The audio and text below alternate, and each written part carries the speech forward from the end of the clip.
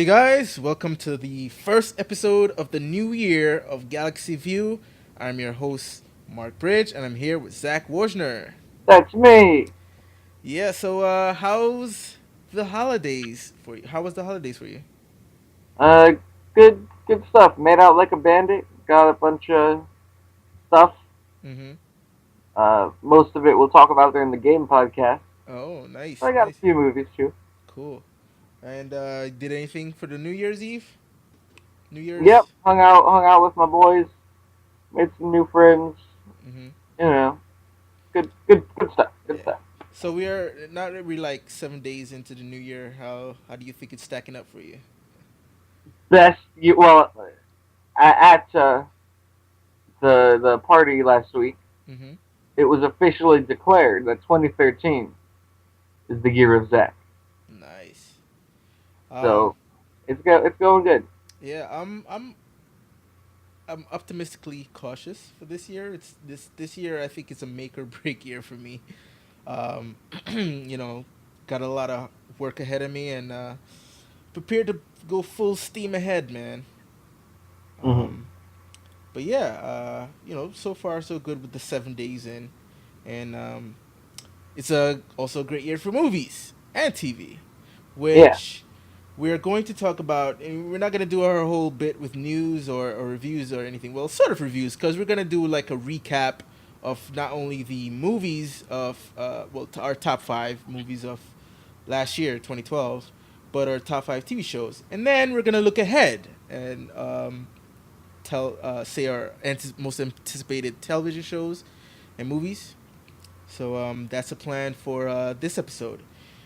So I guess I'll start first. Yeah, you go for it. All right. So I'll go with the movies. We're gonna do our top five movies, and my number five list is Cabin in the Woods. Um, this of course was directed by Drew Goddard and written by Drew Goddard and Joss Whedon. This has been a stellar year for Whedon. Not so much with Cabin in the Woods, but I guess the fanboys enjoyed that. But also with the Avengers, which we'll get to later on in the show. But this movie had Joss written all over it, down to the dialogue and the humor. This movie is like you have movies that are homages to horror films, like I think Scream was a homage to slasher films and stuff like that. But you always have like a horror movie that's paying homage to just one particular genre of horror. This movie just pays homage to all of it, from uh, Evil Dead to Hellraiser to um, you name it, all of it, all the J horror pictures. You know what I'm saying? It's all of it wrapped up in one with one big ball of humor in it, and it was just a geniusly done film. And it's when I left the theater, I should preface this by saying that each film on my top five list kind of left me with something at the end of the movie where it's just like I feel the like adrenaline coursing through my veins, like I can't stop thinking about that movie for at least 3 4 days, right? That's at least. And these are what these that's my criteria for putting these films on my top five. So again, Cabin in the Woods, number five. Number four, The Dark Knight Rises, of course. It's a very polarizing film. Some people really hated it, and some people loved it, saying it's a worthy conclusion to the Dark Knight trilogy. Um, I can see with the people who didn't like it as much, as in terms of they felt there was a lot of holes in it. But for me, the holes could have been just filled with your imagination. It wasn't just those holes where it's like, oh, this doesn't make any sense and it will never make sense. It's just one of those things that you just have to use your imagination. And come on, we all made with imaginations. Just the movie's like almost 3 hours long. What else you want to what are them to do? Even though the movie would have benefited out of all the films that could have did the whole split into two thing, this movie could have did it to actually put more stuff in it. But if you had to do just one movie, I think this is a perfect one movie you could get with Dark Knight Rises. So that's number four on my list. Number three is Cloud Atlas from the Wachowski brothers and Tom Tweaker, whatever his I forgot his name, but again a return to form for the Wachowskis who they did the Matrix. A lot of people haven't loved their appreciated their films as much as they did the first Matrix. I, on the other hand, loved the all three Matrix, even though I see its shortcomings. Um, Speed Racer is an okay movie for me. I love Speed Racer. It's okay, it's it's enjoyable, but it's not the Wachowskis that I love, and I It's think excellent. and I He think was jealous. I think Cloud Atlas is the movie for me that like that's Wachowski's in a nutshell. It had it basically if people talk about getting your money's worth, you're getting your money's worth with this movie. You're getting six different storylines in about four different genres. You're getting comedy, you're getting romance, you're getting sci-fi, you're getting period piece, political thriller. All of that in one big movie, and of course, it's one of those things where some people didn't appreciate, and some people do. So it's like, you know, it's one of those things you have to really go in with an open mind and just let it take you on a journey. And boy, was I on a journey. Number two, Django Unchained. Um, right at the end of the year, and I saw this movie, and I loved the hell out of it. Quentin Tarantino did it again with his what I want to say seventh film. Something like that. Yeah, something like that. But yeah, he knocked it out of the park with this. Jamie Foxx was brilliant in as Django, the title character, and Christoph Waltz and Leonardo DiCaprio. Like wow. Now I have to say this about Leonardo DiCaprio. A lot of people might disagree with me, but okay, he's a good actor, but I feel like when he's acting, you can see that he's acting, right? I don't know if that sounds like he's doing it. He's doing a good job, but he's not completely immersed in the character. He's just being Leonardo DiCaprio, the actor, doing a good job, I guess. But this was the first movie I've ever seen him completely disappear. Leonardo DiCaprio disappeared, and what emerged was Calvin Candy, and I think this is his best role ever. And if he gets nominated or even wins the Oscar for Best Supporting, like I wouldn't be too mad at that. And of course, Sam Jackson also brilliant performance by Sam Jackson. Like I can't recall ever seeing a character like him on screen. Um, a brave performance by Sam Jackson, but he did it. It did a bang up job with the role, and it was a great movie, great film, great film. I love the soundtrack too. Interesting choices for music, from classic spaghetti western sounds to hip hop. This movie even has Tupac in it, for crying out loud. That scene with Tupac comes in was pretty awesome. And then finally, the Avengers. Like, was it? Was there any other movie that could be number one? Like, that movie had people coming out of the theater hoarse from screaming and shouting. I have not seen a movie like that since, and this is crazy, since You Got Served. Okay, where the crowd was so like, "Oh my god!" and tearing the whole place up and cheering and standing, and like the ovation on this movie was so loud. It's like you were at a concert, and it was a big knockout of the park by Joss Whedon with the Avengers, and like I've seen the movie like four times in the theater before it left, and watched it twice since it came out on Blu-ray, and more watches to come because it's that good, and I can't wait to see what Phase 2 brings and ends with another Joss Whedon feat. Um, yeah, so that's my top five. So what about you, Zach? All right. Well, I'm gonna just have not a top five, but just a five that I really like, and I'm not gonna use any of your five, Right. so there will just be five more.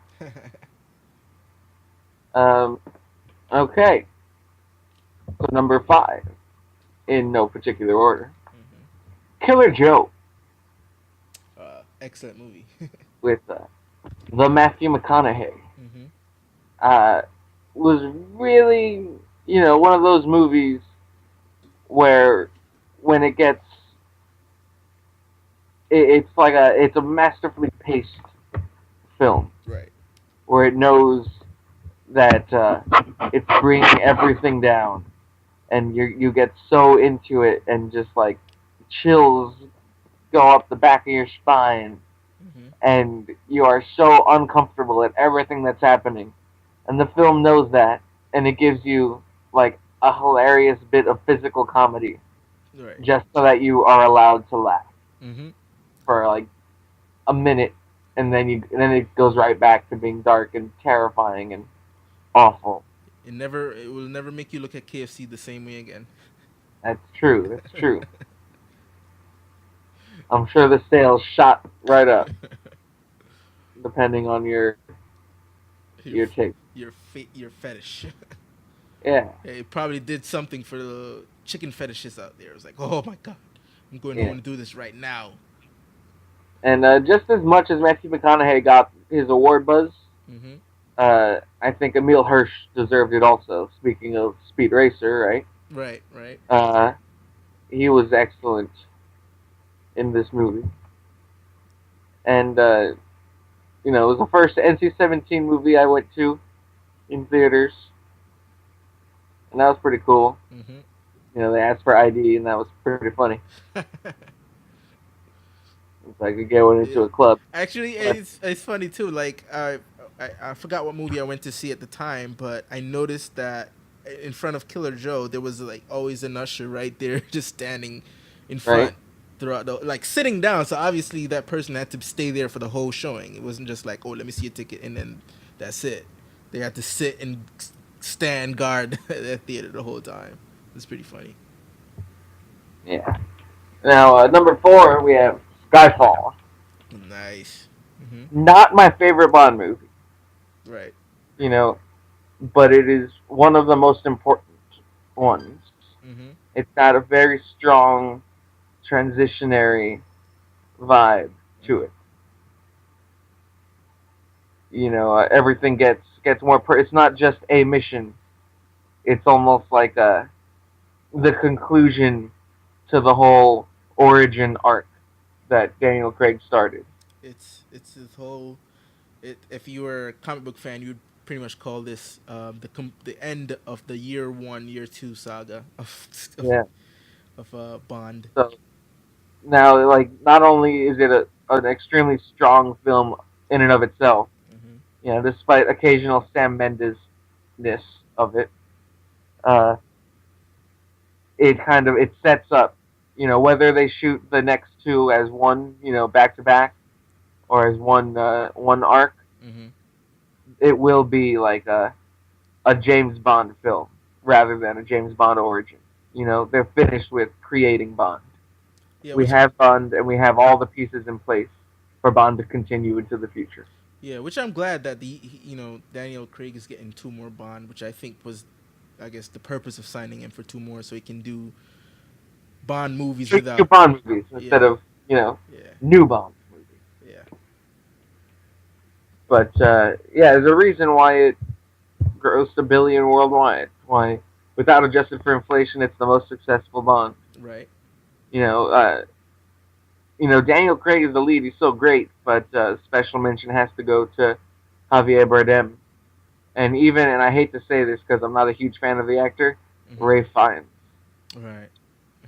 Uh, Both did really, really well in their roles, especially Javier Bardem, who is kind of like the anti-Bond while being almost the antithesis. He's able to be the anti-Bond villain hmm while also being like your absolute classic Bond villain.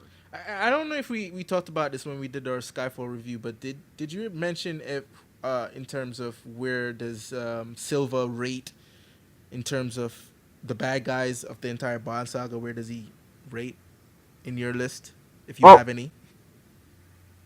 if I had a list, the thing with this movie is that the individual elements would probably rate pretty low. Mm-hmm. Like, he's all right. He's better than Lashiv, Mm-hmm. and you know, Ray Fiennes is all right. He's better than this guy or that guy. Right. Uh, but just all together, Ben Whishaw is no Desmond Llewellyn, but all together, Mm-hmm. it's way more than the sum of its parts. Right. Right. Which is why you know even if the individual elements aren't as classic as we'd want them to be, they're Mm-hmm. really not supposed to be because Mm-hmm. they're fresh Yeah. and they're gonna be classic in 10 years. But yeah, Okay. got check. And the same with the theme song. Mm-hmm. You know, I thought the theme song was all right, but if you listen to it after you see the movie, it gets even better Yeah. because it's one of those few. There are few, but it's one of the songs where the lyrics actually really relate to the plot. So that was four, right? Yep. What did I put for? Oh, Killer Joke, right? All right, three. Let's see. Uh, Seven Psychopaths. Figured that would be on your list. I haven't seen it yet though, but figured. So good, so good. It's probably the smartest script, which is I guess expected for Martin McDonagh, director of In Bruges. Mm-hmm. Uh, you know, it's about a guy making a movie called Seven Psychopaths. The movie is called Seven Psychopaths. Boom. And there's lots of stories within stories, but it's all presented. Characters aren't what they seem, are exactly what they seem, etc. But it's all presented very clearly and concisely. It's just it goes forward and it makes you laugh and it makes you think. Mm-hmm. So I mean, in previous podcasts, I pretty much said all there is to say about Seven Psychopaths. It's just one of my favorite movies this year, if not my favorite movie this year. Right. Uh, so number two, Right. Number two. End of Watch. Uh, David Ayer, Jake Gyllenhaal, and Michael Pena.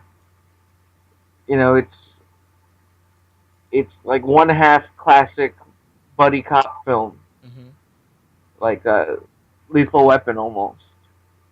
But because it's got that perfect mix of comedy and drama, where 1 minute they're laughing about, their girlfriends and wives, and then the next minute they're being shot at by Mexican cartel members, Mm-hmm. and it's exciting, but it's definitely not an action film. It's total drama, but it's also highly enjoyable for so many different reasons. It's got something of a handheld found footage vibe, Yeah. but not entirely. They take their liberties with it just for the sake of making a better movie. Um, and yeah, I got to see this at a screening a couple months before it came out, and Mm-hmm. it just stayed with me until it came out, and then it was with everybody else. Mm-hmm. So, sometimes you get to see a screening of a movie way before it comes out, and you're like, all right, that was pretty cool. No one else saw it, but you don't really have much to say. Like I saw Red Dawn a few months before it came out, and it was all right. It was way better than I thought it'd be. It's not on this list, but it was good. But it felt like I didn't have much to say about it. This I just recommended it ad nauseum to everybody I saw. You know, while trying to tell as little as I could, just that it's it really is one of those movies that will make you laugh and will make you cry. It's it sounds cheesy, but that's the best way to describe it. Yeah, I gotta check that one out. It's almost like a buddy cop movie if played straight. Played completely realistically. Hmm. Then let's see, I've got one left. Oh God. Well, I can either go with Les Mis or Chronicle or Comic Con Episode 4: A Fan's Hope. Oh, I love that one. Comic Con. That was pretty interesting. Yeah. I would go with more. Well, I haven't seen Les Mis yet, but if I have to go with the two, I would go more with Chronicles than Comic Con. Yeah, I think I'm going to talk about Chronicle just because it's actually the last one I saw. Right. I saw it just a couple days ago Mm-hmm. on Cinemax On Demand. Nice. And I showed it to other people, and they didn't like it. They liked it, but not quite as much as I did. But I'm crazy about this movie. Mm-hmm. Uh, it's got the found footage vibe again. I don't know, maybe 2012 is the year where that can finally be taken seriously. Right. But I hear that there are wars, people saying that it's not a superhero film and that it is a superhero film. It's definitely a superhero film. Yeah, it's the found footage superhero film, which I Yeah, actually had an idea of making one at a time, and Josh Trank just beat me to it. God damn yeah, you him. should have made that. I would have been the lead in that. I'd be great in that. Yeah. And you got like this trinity of friends who get these superpowers from places unknown, and then just shit happens, Mm-hmm. and it's presented in such a matter of factly realistic way, and it's well acted, and the effects are pretty good. All right, Right. believable at least, and the script was really the script is always the most important part, and it was really smart. Kept you guessing. Right until the end. You don't know what's gonna happen. The twists really take you for a loop. Multiple times. Don't want to spoil anything, but if you haven't seen it, check it out because it's really good. Nice. Nice. So Okay. it's funny. It's my top five, but it's not really my top five. It's just five that I decided to talk about Right. because I probably put Les Mis above all of them. Okay. Need to That's see that. how crazy. And I'd never seen the play or anything. Went in completely blind, and it just blew me away. Yeah, I need to see that movie though before it leaves the theater. Yeah, it'll Yeah. be around for a while. Yeah, it's award season. You know what I mean? Mm-hmm. Yeah, so that was our top five or somewhat top five films. And I guess we can move on to TV now.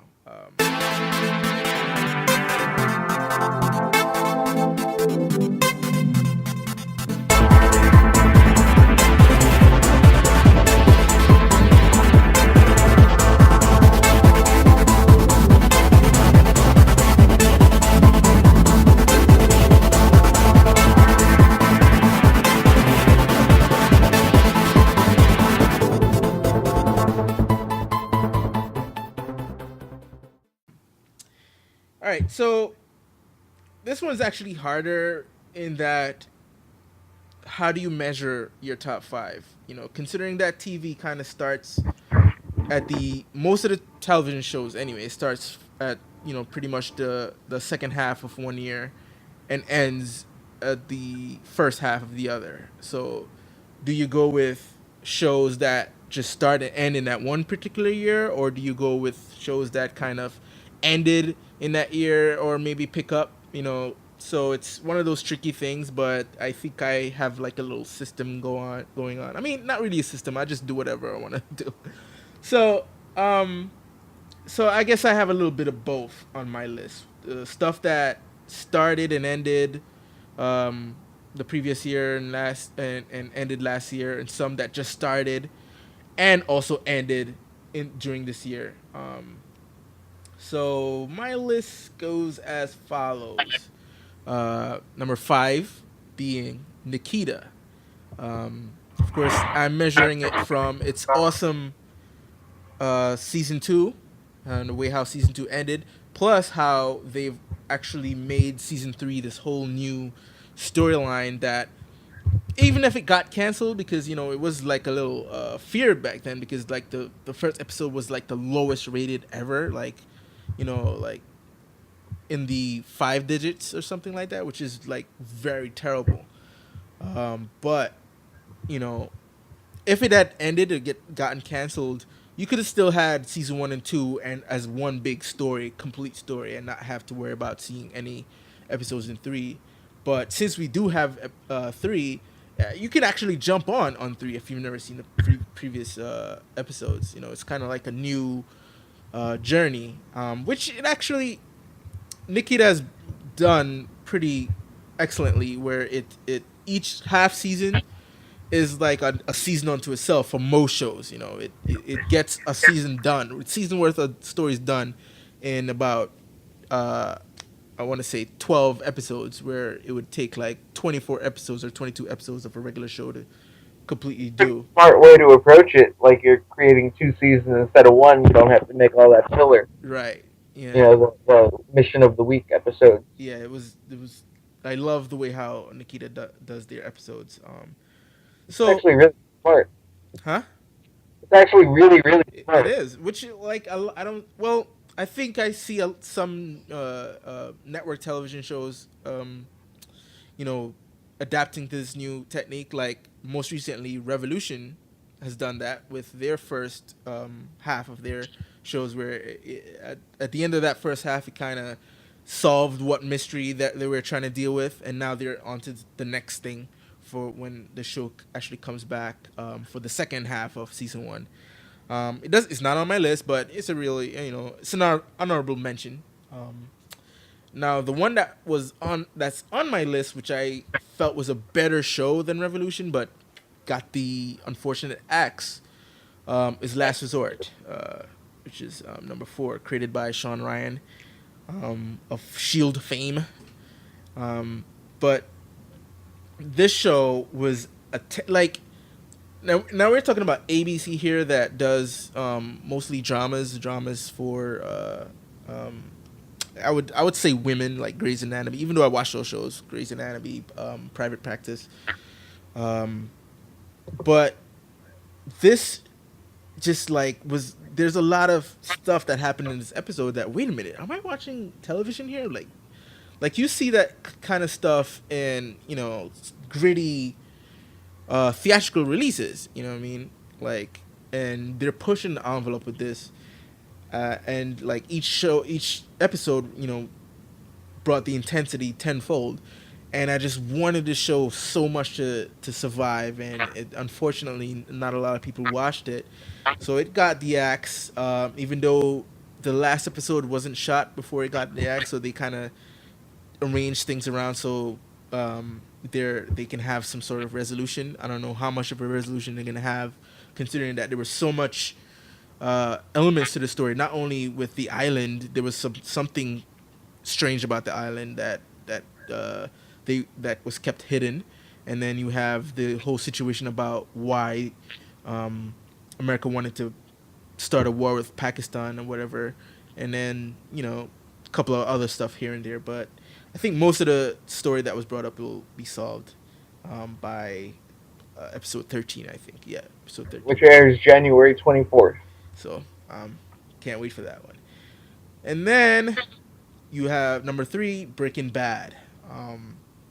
It's going to be You will tell your friends about Breaking Bad. right. Breaking Breaking Bad is the best show you have ever seen, except maybe The Wire. So Breaking Bad, it's somebody mentioned this before. It's like a great novel. It's like a great novel where it has a beginning, a middle, and an end, and we are close to the ending now. We're the first half of we already saw the first 8 episodes of the 16 episode final season, and the show. Okay, to put things in perspective, he mentioned the creator of the show said, "I want to take a school teacher and turn him into Scarface." Right now, and the thing about it, when you see first meet Walt, he's a very likable guy, and you sympathize with his plight of becoming a drug dealer. You like every step of the way. You're all right. You know something you wouldn't do, but you can see why he would do it, and You're rooting for him. And his mission is to take this guy into this most despicable gangster terror like you've never seen. And short of like just making him do some stuff that you would never like not see him do to just make you just hate him, he subtly put change Walter into the Scarface character that you found yourself like not rooting for him for a second. Like, is wait a minute, when did this happen? I don't want him to succeed anymore. Not that it's a bad thing. It's just it's part of the show. Like it elevated other characters as the heroes, and relegated Walt to this bad guy. And I couldn't believe that he successfully did what he set out to do. Most shows they say, "Oh, I want to do this at the end of my run," and they never really do it. And this guy sort of manages to keep his goal on track. And I can't wait for the next half of this uh, brilliantly done show. Number two, Spartacus. Um, this show has been in a lot of trouble. Well, I wouldn't call it trouble. It's just on because would mean that it's something man-made. I would say unfortunate, um, bad luck or something, whatever you want to call it. Um, with Andy Whitfield getting contracting the lymphoma, leukemia, and of course they did the prequel series, Gods of the Arena, to give him time to recuperate. Unfortunately, he didn't recuperate and he passed. And they had to either decide to cancel the show or move on with a different actor. So they decided to move on with a different actor, and that in itself presented a challenge because you're used to Andy being Spartacus, and the good thing about the prequel was that Spartacus wasn't in that. So you rooted for Gannicus, and you had the new lead, but now you have a different guy, a different actor as Spartacus. So it took some time to get used to it. So it kind of went back to season one all over again, getting used to the Spartacus. And not only did they change Spartacus, but they changed Nivea as well. So it was like two folds, like trying to get used to all these new characters playing familiar roles. So, but I must say that they, by just like the first season, by episode six, they did manage to pull off, the unthinkable by getting us invested in Spartacus once more. And, um, you know, by the start, finish to the end, brilliant stories, twists and turns, and I just loved it. And then finally, Game of Thrones.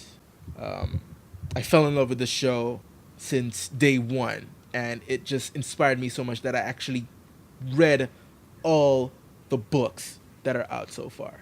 I couldn't wait for the seasons to get up to the fifth book, so I had to read it. Unfortunately, the story's not done yet in the books, so I still gotta wait not only for the show, but for the book as well to complete the story. So it's like twofold again. But Game of Thrones is a brilliant show on HBO. It's I think this the most expensive show, and it shows, especially in episode 10.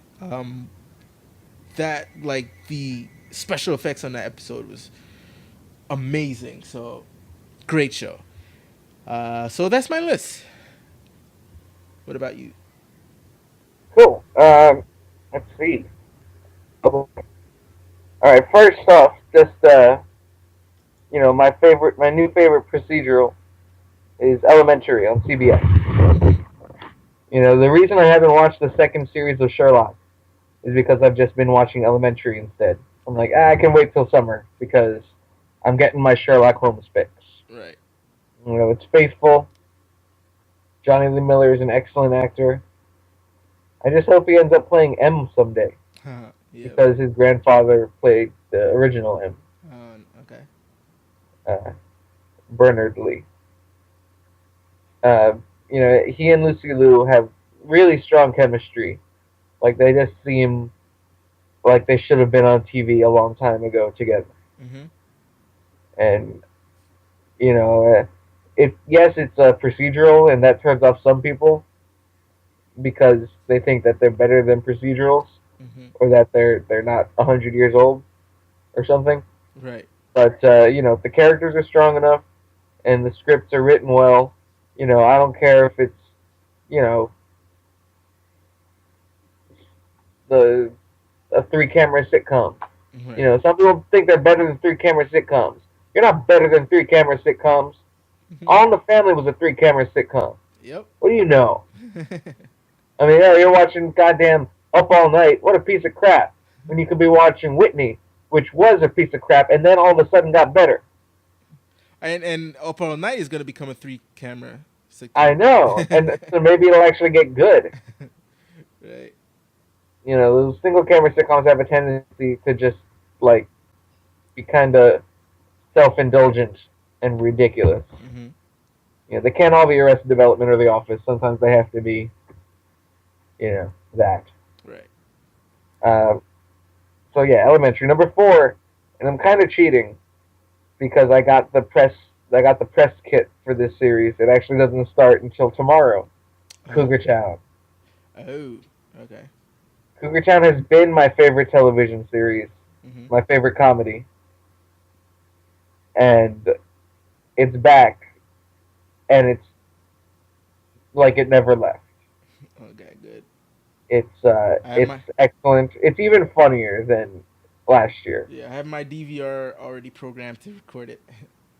It's so good, and I hope everybody watches. I hope it gets a second life, a strong life, and a big following on TBS because it deserves it more than any other. I mean, the dream situation is that NBC cancels Community and then it joins Cougar Town on Mm-hmm. TBS, Mm-hmm. but that probably won't happen unless you know someone's got to sacrifice their babies. I don't know if that's a saying, but it should be. Someone's got to sacrifice their babies, I think and that's insane. so I really hope that happens. Because Community's not lasting another year. I hope it gets picked up somewhere, and it would do absolutely no better than as a 1-2 punch with Cougar Town. And Cougar Town strong as ever. It took a year for it to come back on the air, but it's Mm-hmm. well time well spent developing those scripts. Right. Definitely. Yeah. Uh, number 3. Let's see. What else am I watching? I'm discovering that I'm watching less television than I used to. Mm-hmm. But uh, Bob's Burgers. You know I'm I'm watching a lot more sitcoms than I'm watching dramas this right. year. The dramas are kind of letting me down. Uh, Yeah. So Bob's Burgers, that's number 3. Now, do you know about the Archer Bob Burger crossover The coming Bob's up? Burgers crossover, yep, Yeah. it's coming up, right? Yeah. Oh my god. I watched Archer on and off. Like I watched it very little, Yeah, I but missed. I like it. My I brother watches it. And he loves it. yeah. I would watch it. I just haven't gotten around to it. I completely missed last season, which I'm definitely gonna catch up on before the next season starts. Mm-hmm. And it's really the funny it's definitely the funniest of all the Fox animated series. Right. Uh, I mean, it had an episode about the oldest daughter growing leg hair, having to shave it. Her mother not being around to shave it, so she has to go and get it waxed. She gets scared of the wax, so she makes her father wax his own legs while she watches. So she gains the courage to wax her own legs. Mm-hmm. But then she misses her leg hair and flashes to a Terminator 2 scene where the nuke goes off and it burns all her leg hairs. What the hell? That's amazing. Oh my So god. it's just so out there, and it has Kristen Shaw, one of my favorite people of all time. She's just amazing, and she plays the youngest daughter. Right. Uh, I love the whole show. Lots of music. Crappy animation, but what do you expect? Yeah. Again, the scripts counter that. That's why South Park's so popular. Hmm. Uh, all right, number two,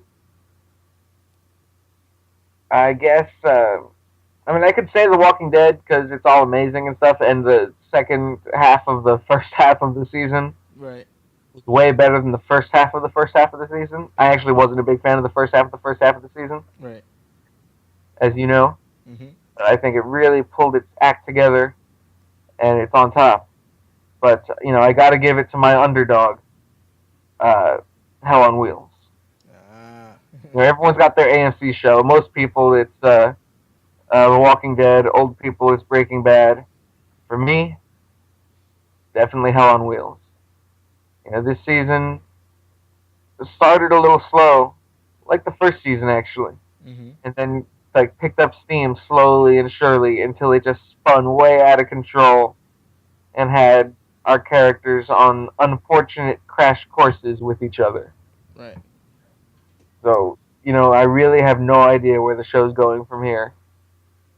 It'll be coming back. It's been renewed, but it's also been delayed while they find a new showrunner. So it'll be back eventually, and I have no idea what form that will take. What's going on with AMC? Like now you mentioned a new I showrunner. think AMC is a bunch of penny pinching bastards who make such huge profits and don't want to give any of that back to their You see shows. what I'm saying? It's like the one person I think what messed it up. Some people are talking about it, and it looks like that's what happened. Is that they made some deal with the creative madman, and he's basically sucking up all the budget from everybody else. Like his show is getting all the budget it needs.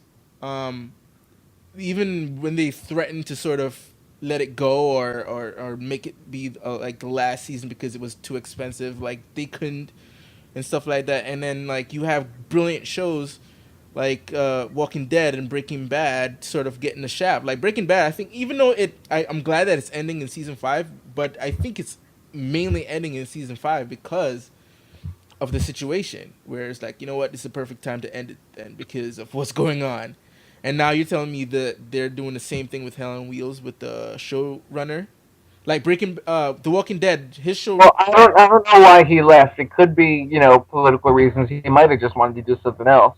well, Walking Dead has been through two showrunners so far. Like one, one and a half was Frank Darabont, and then another one and a half season is I forgot his name, but by the end of this, he's gone.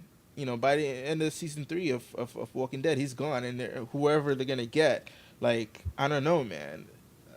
They have such big successes, but they're just like very I don't know, like they're mishandling their properties. I think I don't know if that's gonna blow Yeah, up in their lots face. lots of crazy shit happening behind the scenes. Yeah, yeah. And the whole every single show is being interrupted to tell us about how evil Dish Network was, and now it's Verizon. Oh my god, yeah, that was like crazy, right? Everyone threatening to drop AMC. Oh, But then again, AMC has the numbers. I mean, 10 million people watch Hell on Wheels. right. For AMC, uh, that's like the finale of MASH every week. Mm-hmm. And And then and even for like regular network TV, that's more than most shows get right. these days. So I don't know. Let's see. Yeah, Yeah. and I guess I mean that kind of sucked the energy out. But my number one Mm-hmm. at a network that knows how to handle its properties, Mm-hmm. HBO's Enlightened. Oh, okay. Yeah, Yeah. I, there's a possibility that Enlightened might have been on in 2011, Mm-hmm. but I didn't watch it until this Christmas Right. when the whole season was put on demand. No, I think it's 2012 because the new seasons. When does the new season start? It started already, right? New season. It starts like next week. Oh, right. So yeah, it was on last year. Now it's 2013. New season starts. It premiered on October 10th, 2011. Yeah. Oh, okay. So I missed it. It technically doesn't count, but you know what? We make the rules. This is our podcast, Right. so it's on the list, and it's number one. Okay. Like I watched it, I devoured the whole. Yeah, even the finale aired in December. So whoops, whatever. That's all. All right. That's okay. Um, but it just came out of nowhere. Really, the very first episode begins with her crying in the bathroom because she had an affair with a fellow employee at her pharmaceutical firm, and he dumped her because he's married, and she's freaking out because she has no idea what's going to happen. Mm-hmm. Also, she's losing her job, Right. and she just goes on a she has a nervous breakdown. She freaks out, and it's one of the best scenes I've ever seen. Like I'm talking pilot of Miami Vice good, Wow. and she ends up going to treatment, Mm-hmm. and she comes back a changed woman, is able to get a position at her old job at her old firm, but a position that she does not want, and dramedy ensues. You know, there aren't that many shows that don't mind not pushing the plot forward at all and just taking time to develop its characters, Mm-hmm. showing off different sides of them. You know, it's a fairly small cast, but they've all got a lot to say. Oh, okay. And Enlightened, despite coming out in 2011, my favorite show of 2012, and I cannot wait for the new season to start in just 6 days. Nice. So I guess something to look out for. Oh yeah, So I guess at this point we can go on to our anticipation list. I think we'll just start. We'll stick with the TV and then we'll end it with the films. So I'll just rush through the TV real quick because most of the stuff I already talked about. So I'll just have short blurbs about them. Well, number five is Shameless. I love that show. It wasn't in my top five uh, uh, TV shows that from last year, but it would be in my top 10 if I had a top 10. It's number five because it's the building off of what season two did. That I can't wait to visit this family, dysfunctional family again. Seeing what they're up to.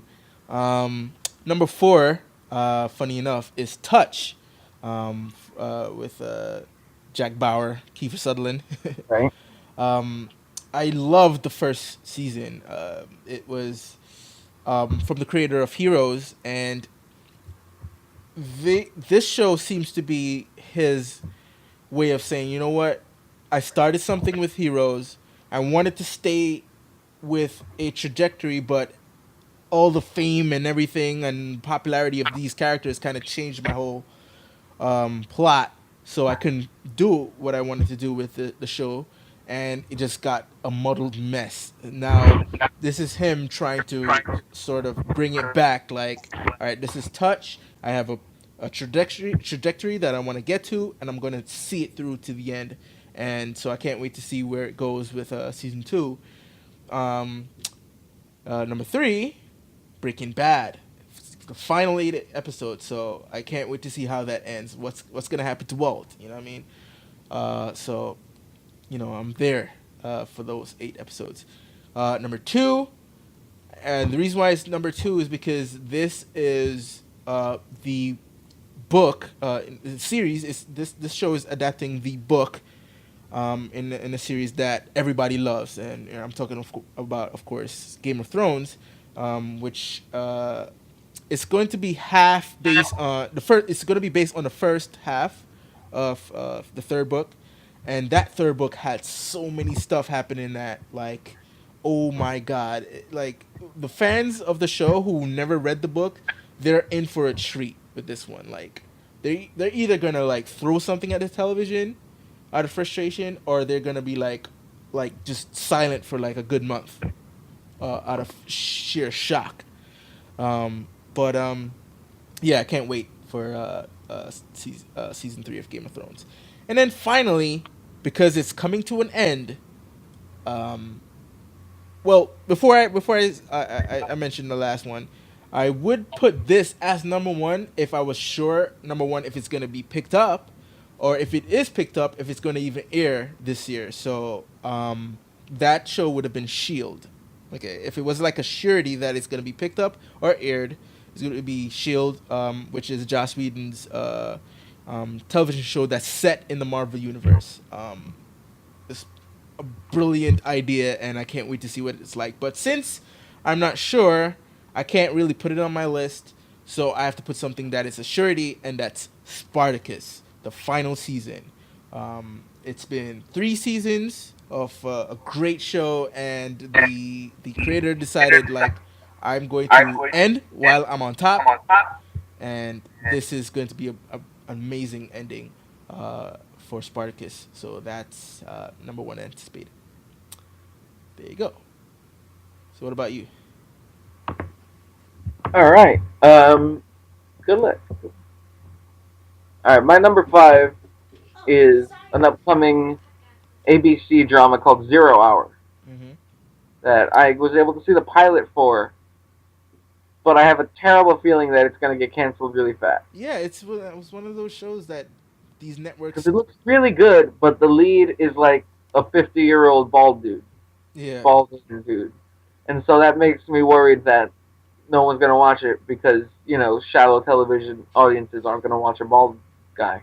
And even if it wasn't even just a ball guy, it's just the fact that it's one of those shows that you're probably gonna have to heavily involve yourself in terms of plot And hopefully, like I think maybe by putting it mid-season, they're basically saying there's gonna be no hiatus, so just watch it. It's gonna be at 8 o'clock. It'll be easy to watch. Come on, you can do it. It'll be fine. right. But ultimately we'll see. I'm gonna watch it. I'm just I'm gonna take my chances because the pilot was good and it made me happy. Oh, yeah. Yep. Number four, uh, I don't know that much about this show, but I really like the concept. Mm-hmm. And it's gonna be on FX, The Americans, Yep. I want to see that too. Soviet sleeper agents in the 80s in the United States. And as soon as I read that, I was like, okay, I'm down. It's gonna be dramatic. Yep. That starts on January 30th, and I'm And looking at the listing right now. It'll just be straight, no hiatuses all the way through to April 24th. yeah, it's FX. I mean, Yep. and Carrie Russell seems to be sort of taking on a different kind of moniker for herself these days since Mission Impossible. Well, we all know her from Felicity. She's been this sort of sweetheart. Now she's all of a sudden a badass secret agent. She was in Mission Impossible. Yeah. Oh right, she was in Mission Impossible 3, 3. right? Yeah. Yeah. Small role. Yeah. Small role. Yeah. That was sad. But anyway, number three, the following. right. Uh, Kevin Bacon every week. That's all I need to hear. It's not Tremors, but yeah, I'm down. It's Kevin Bacon every week, finding bad guys and punching them in the face. Suppose Mm-hmm. maybe he'll get to punch some bad guys in the face. Mm-hmm. I guess it'll be a little more cerebral than that. And that's also a network that's taking risk, and so far it's paying off for them. Fox. Yeah, Fox is just getting enough. Yeah. They're like, yeah, we can do whatever we want. We're friggin' Fox. So, again, I don't know much about the show yet, but it starts soon. Yeah, January 21st, mm-hmm. 2 weeks. And, I hope that enough people watch it. Yeah. If it's good. If it sucks, then I hope nobody watches it. But if it's good, which I'm banking on it being, then I hope a lot of people watch it. Yep. Now, I don't have a number two because I run out of looking at the Wikipedia 2013 in television. Mm-hmm. They have Girl Meets World as a pilot, but, I really don't care. So I'm just skipping straight to number one. mm-hmm. Arrested Development. You still haven't watched it yet, right? Not yet, but hey, I have time. Do it. I have Yeah, time. do it. Didn't they say what they gave a release date, right? Yep. Well, spring. Right. You know, so soon. Mm-hmm. And we got a couple extra episodes. I think it was going to be 10, and now it's 13. Yep. And they're all going to be released at once onto Netflix. Now, how do you think that's gonna do for them? Because somebody mentioned that it's good to one of the advantages to watching a new episode every week. You have that sort of water cooler talk, podcast wise, or just with your friends. Like, oh man, did you see what happened in last night's episode? But with like the show airing in its entirety, one shot. Like, what kind of conversations will you have? Like, oh, did you see the series? What episode are you up to? Can we talk about that episode? No, I didn't see that episode yet. Don't talk about it. Don't spoil it. So it's like one of Well, those. I think that had been an issue because people watched Lost that way too. Lots of people waited for the DVDs and bought those. Yeah, Just watched them over the summer instead of watching them when they first aired. yeah, So it'll be as much of a problem as it always was. right. And I think Arrested Development, when it comes out, since they're 22-minute episodes basically, Mm-hmm. they will just be devoured by the fans. You know that anyone who will talk about it over the water cooler Yeah. will watch it all the day it comes out. Now, did you see This Is 40? I did not. Like there was a whole subplot with the daughter who was just like just catching up with Lost. She's like obsessed with the show, Huh. and it's like I don't know. I guess Judd Apatow knows uh, um, J.J. Abrams, so he was kind of like making fun of him throughout the whole movie. Like J.J. Abrams, that fucking nerd. So it was pretty hilarious. But check that out. All right, so Oh, I'm seeing here that Terry Crews will be in season 4 of Arrested Development. nice. I'm pretty sure that automatically makes it the greatest show of all time. Yeah, that guy is just like whenever he's on screen, despite his physical build, he's just like That is one hilarious. terrifying large man. Yeah, One hilarious large man. He should be terrifying, but he's just but it's adorable. just funny. He's like he can punch your head off with one clean like knock, and then but all you think of is like, you dude, you're funny. Yeah. I mean, you still wouldn't want to mess with him, but I'm saying he's funny. Anything else you wanted to say about it, or? No, I'm good. All right, so I guess now we can move on to our anticipated films of 2013.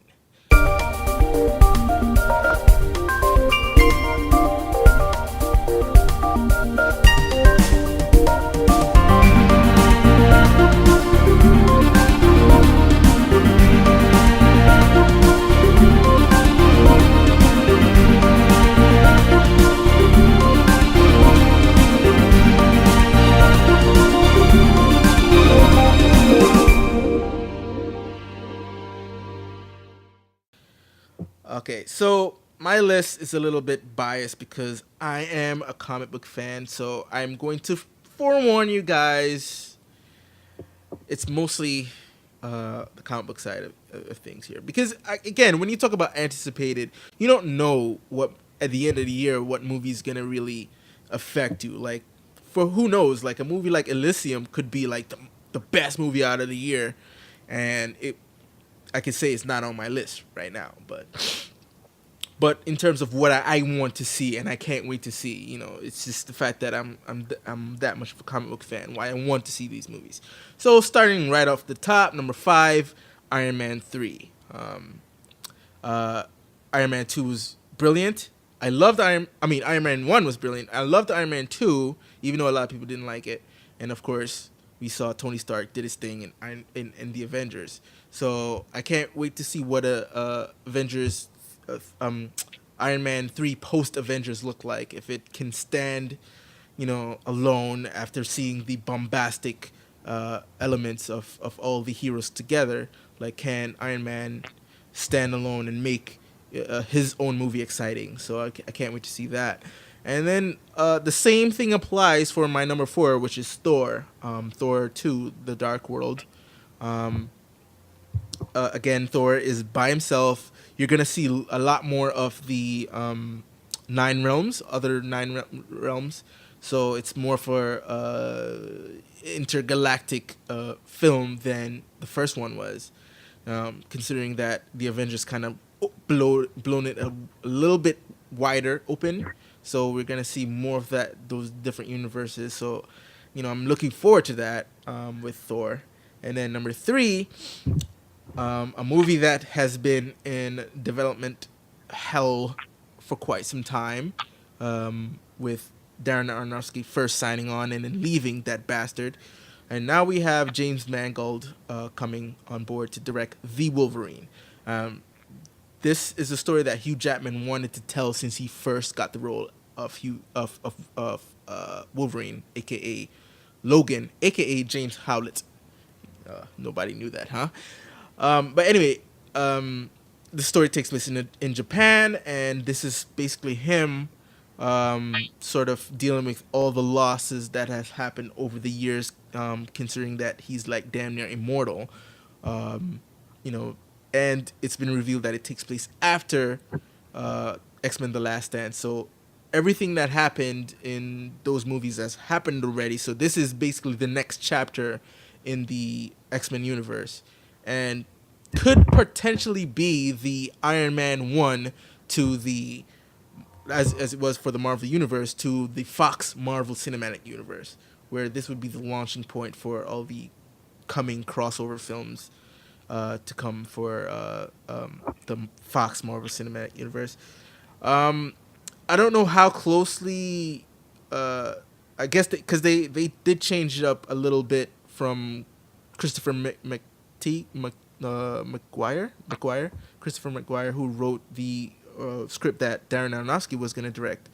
Um, they hired some guys to rewrite it, but not. I think they didn't do as much rewrite as you might think. So most of it of what was in the original script could still be there. So hopefully it's still as good as the first script that everybody was like, shitting themselves over.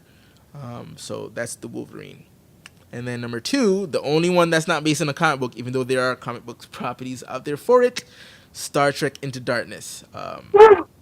That You basic. didn't mention the Man of Steel? Wait, that's number two. I said.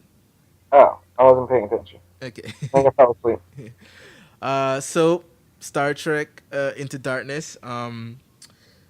The couple of trailers that we saw, looks pretty good. And I did get to see the 10 minute, 9 minute, 6, 7, whatever, 9 minute prologue, and wow, wow, wow. If that's what we have to look forward to for the rest of the 2 hours plus or however long this movie is going to be, we're in for a ride. And I can safely say the first 9 minutes did not disappoint. Like the first 9 minutes has so far been better than the first film in its entirety. I know I might be sprouting hyperbole here, but uh, yeah. So can't wait for that. And then finally, Man of Steel, Oh, because it's I want a great Superman movie made with today's technology. And we so far people are still saying the Richard Donner Superman film is still the best Superman film ever, and yes. we still need to we need our Dark Knight for the Man of Steel, where we can safely say, you know, Christopher Nolan had maybe eclipsed Tim Burton in doing a Batman movie. We need Zack Snyder to pull the same thing off with Man of Steel. Not saying like we want it to completely shit on Richard Donner's classic. We just want it to make sure that if it's not as good, at least better. I mean, it's not if it's not better, at least as good as the Richard Donner film. And so from the trailer, it does look epic, so to speak. So I can't wait to see that. And that's my number one most anticipated film of 2013. And I think if I want to look at it, I think it is the biggest film of 2013. Well, it has much to lose because everything is riding on that movie. Like DC's whole plan is riding on that movie, isn't it? Yeah. So that's my list. And so we'll head over to you, Zach. So My list is entirely of movies from the first quarter. Wow. Okay. It's they're all the summer blockbusters, but just for now, they're probably not going to be all the greatest movies of the year, Right. but they're the movies that I'll be able to see before I get to see the ones that I really want to see. Mhm. You know, so pretty much in order, we have The Last Stand. Oh, okay. I mean, it's Arnold Schwarzenegger and Johnny Knoxville, but it's Arnold Schwarzenegger kicking butt, and hopefully it'll be like Collateral Damage, but good. Mhm. Kind And of comeback movies yeah, that are all about cheap thrills and badassery. even though I hope there's not too many "oh I'm old" jokes though.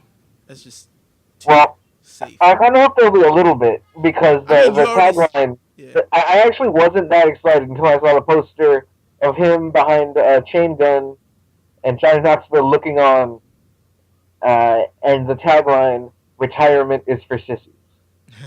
Right. And I was like, all right, I'm down. After seeing that image, Mhm. I'm in. I'm in. Totally down. And it has Luis Guzman, which is awesome. Mhm. Mhm. So yeah, I'm totally down for this. I was a little, not excited when I saw the trailer attached to the Expendables 2. Right. As time went by, I'm uh, I'm into it, and I'm gonna be seeing it. Mhm. Next, speaking of the Expendables, we have Bullet to the Head, Uh, directed by Walter Hill, co-writer and producer of Alien. mhm. And director of 48 Hours. There you go. I was excited for this movie a long time ago, back when it was scheduled for November, Mhm. and it got pushed back to what is it, February now? Right. Right. Well, yes, February 13th, February 1st, 2013. Mhm. Um, and it's got Christian Slater and Sylvester Stallone and Sung Kang, who is the best part of Fast Five. Right. Right. Definitely the best part of Fast Three. And then you have. Did you mention Jason Momoa? Yes, he was Conan, right? Or Yeah. excuse me, Conan. Conan, and he was Khal Drogo in Game of Thrones. Yeah, I don't watch that, but but yeah, Stallone is a hitman, and Sun Kang is a detective. Both of their partners get killed, so they team up Mhm. to exact their revenge. Right. And I love that concept. You know, kind of an unwilling buddy comedy, not unwilling buddy action. I don't know how comedic it's going to be. Right. We'll see. But Stallone's having a one hell of a resurgence ever since Rocky Balboa, and he hasn't let us down yet. Yeah. We all just So love a good comeback story. yeah, yeah, and so this is it. This is his first pretty much original film. Not including the Expendables, which Mhm. basically had the characters playing themselves, actors playing themselves. Right. It's kind of like his first original film since then. So we'll see. Yeah. I'm gonna see, and I'll let you know. And next, this one comes out actually this week. Stand Up Guys. Oh. I never heard of that one. What is that? What is that one? It's Al Pacino, Christopher Walken, and Alan Arkin. Oh. Wow. Al Pacino went to jail uh, 28 years ago. Mhm. He took the fall, and then he's released and is picked up by his friend Christopher Walken. Mhm. Has orders to kill him, and they decide to kind of have one last night of antics before the end. Mhm. And so it looks to be, comedic and really dramatic with some heart and maybe some thrills along the way. And they bust their friend Alan Arkin out of a old folks home. and it co-stars Juliana Margulies and nobody else. But I mean, what more do you want? You got Al Pacino, Christopher Walken, and Alan Arkin. Pretty, pretty strong cast. So, I'm into that. It's not gonna be a huge film. It probably won't have a nationwide expansion, Mm-hmm. but it will be something that it's the kind of movie that I'm into. So, You know. so you're basically gonna be rooting for the underdogs. Well, no, not with my next film. Okay. A Good Day to Die Hard. Oh yeah. It's directed by John Moore of Max Payne, so it's a little dodgy, but it's Bruce Willis. I don't think Bruce Willis would let Die Hard suck. Mm-hmm. Mm-hmm. You know, I mean, even Die Hard 3 didn't suck. Wasn't great. It was definitely the weakest of all the Die Hards. And that's a message straight to my friends who like Die Hard 3 more than Die Hard 2 because they're idiots. Right. But, yeah, John McClane going to Russia and shooting bad guys in the face. I'm sure it'll be fine, and then a few months later we'll get to watch the movie as it was meant to be seen with an unrated director's cut. Yep. It's like Live Free or Die Hard, which, with as the director's cut, Live Free or Die Hard is the best one since the first one Now, for me. now, do you want this to be the last one? You think they should just cut it right here? Uh, you know, John McClane isn't like sacred. He's not Batman. He's not Dirty Harry. Right. They could just friggin' keep on letting him blow stuff up until Bruce Willis dies. Okay. That would be fine. You know, Mm-hmm. he'll just be an ex-cop instead of a cop. Right. Just let Bruce Willis as John McClane blow up bad guys until he can't walk anymore. Mm-hmm. He's not sacred.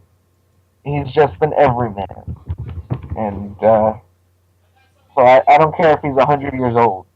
Just give him a gun and some one-liners, and I'll be happy.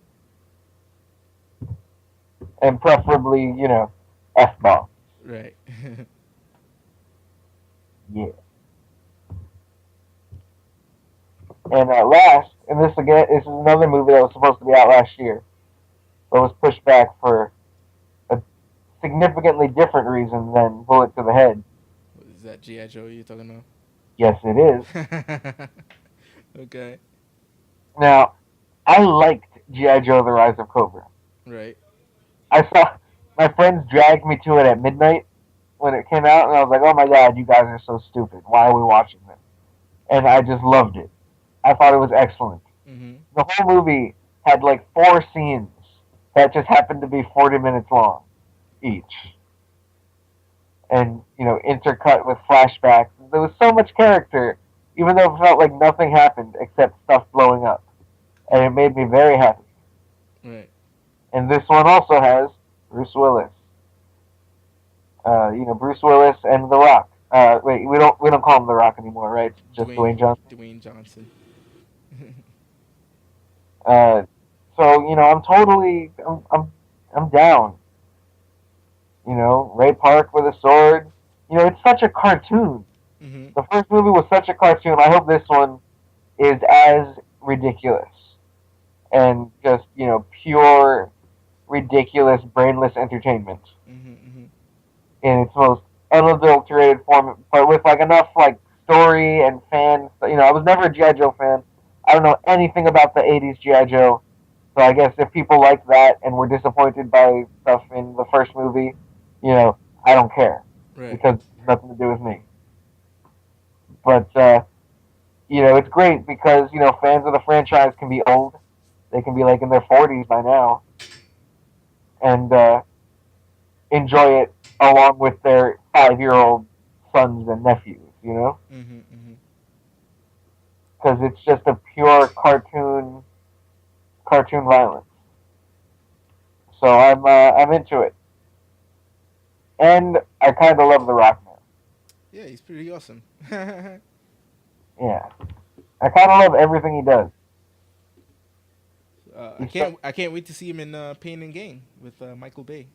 yeah, and I want to see. And I mean, I think the movie that I really really liked him in, I was like, oh, I actually really like this guy. Surprisingly, I mean, some people didn't like it, but to this day, I will defend this movie. Doom. Oh yeah. To tell you the truth, I kind of fell under the hype the first time I saw the movie, especially when did the whole first person sequence was like, oh, from the game. But then in hindsight, it's like, yeah, it's kind of a crappy movie. I actually saw that movie with uh, with a very special lady friend, Oh. and I didn't tell her that it was based on a game. Mm-hmm. And we were watching, and she was like, "Oh, I like this movie. It's like it's sci-fi." I mean, to me, it's kind of like Alien meets Aliens. Yeah. I like to jokingly describe that movie. Mm-hmm. It's Alien with the cast of aliens. Yeah.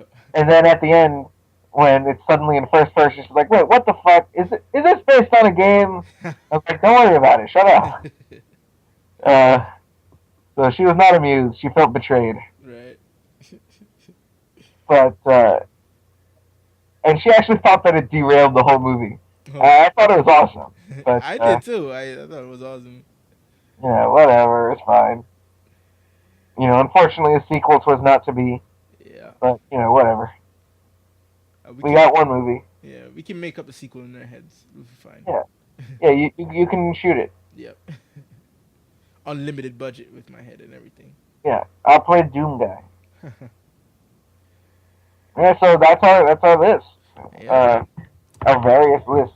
Yeah. So hopefully our anticipation pans out for all these movies, and hopefully this year will be a great year. I mean, to me, the golden year to really look for is 2015, but we got 2 years in between, so we can just make do with what we have right now, and some really good choices are here. I mean, honorable mentions can go to The Hobbit, the desolation of Smog. Um, what else is coming out? Elysium, After Earth. I want to see that movie. Oblivion, all those movies. So Mm-hmm. And even just in making my list just now, yeah, like even the first quarter feels stronger than other first quarters, right. especially February and March. Mm-hmm. So yeah, can't wait. So that's our list, folks, and that would bring us to the end of the first episode of 2013. Yeah, Year of Zach. So, so hopefully everybody had a great year and have a good year coming up, and stay tuned for more episodes of Galaxy View. And if you have any questions or comments, you can email us at galaxyviewpodcast@gmail.com. And of course, you can find our episodes on iTunes and on Stitcher Internet Radio. And you can follow me at Marky Tundra. And where can they follow you, Zach? At Zak Wojnar, my name. Right, and then visit popculturegalaxy.com and to see some latest news and see walkthroughs of video games and all that good stuff. I got a whole bunch of stuff planned for the site, so come on It's gonna down. be big. All right, so you want to say until next time, peace. Indeed.